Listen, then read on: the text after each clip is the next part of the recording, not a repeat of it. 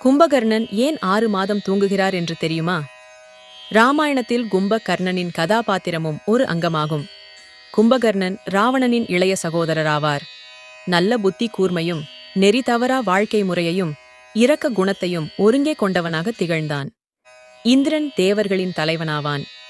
இவனுக்கு கும்பகர்ணனின் புத்தி கூர்மையையும் அசாத்திய வீரத்தையும் பார்த்து பொறாமை எனும் தீயை நெஞ்சத்தில் வைத்து கும்பகர்ணனை பழிதீர்க்க தகுந்த சந்தர்ப்பத்தை எதிர்நோக்கி காத்திருந்தான். கும்பகர்ணன் தனது அண்ணன்கள் ராவணன் மற்றும் விபீஷணனுடன் சேர்ந்து பிரம்மதேவரிடம் வரம் வேண்டி தீவிர யாகம் செய்தான். இந்த யாகத்தைக் கண்டு மகிழ்ந்த பிரம்மன் கும்பகர்ணனை பார்த்து என்ன வரம் வேண்டும் எனக் கேட்டார். அதற்கு கும்பகர்ணன் இந்திரனோட ஆசனமான சிம்மாசனத்தை கேட்கப் போனார். ஆனா இந்திரன் சரஸ்வதி தேவியை வேண்டி ஒரு சூழ்ச்சி செஞ்சார். சரஸ்வதி தேவியோட மாயையால இந்திராசனா என்பதற்கு பதிலாக நித்ராசனா என்று கேட்டார். அப்படியென்றால் ஆழ்ந்த நித்திரை என்ற பொருள். கும்பகர்ணன் நித்ராசனா என்ற வரத்தை கேட்டிருந்தாலும் பிரம்மதேவர் கருணை காட்டி நிரந்தர தூக்கத்துக்கு பதிலா 6 மாதம் தூங்கி 6 மாதம் விழிக்கும் வரத்தை கொடுத்தார். இதனாலேயே கும்பகர்ணன் 6 மாத காலம் தூங்குவது வழக்கமாயிருந்தது.